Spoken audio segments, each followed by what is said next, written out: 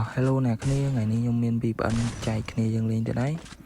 ចឹងស្រាប់ពីប្អិននេះផងដែរគឺវាជំនួយក្បាលយើងទៅ 60% ទៅ 70% ចឹងណាគ្នាហើយខ្ញុំបញ្ជាក់ស្រាប់ពីប្អិននេះផងដែរគឺវាអត់មានការបែនការអីទេគឺយើងដាក់តាម setting ហ្នឹងណាគ្នាហើយមួយទៀតស្រាប់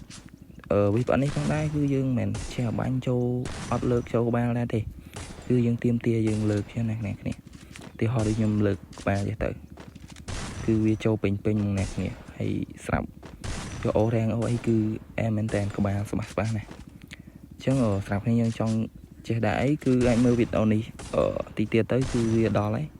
អញ្ចឹងមួយទៀតស្រាប់គ្នាយើងចង់បានម៉ូតឬក៏ពីប្អិន free អីគ្នាអាចចូលក្នុង channel នៅខាងក្រោមបាន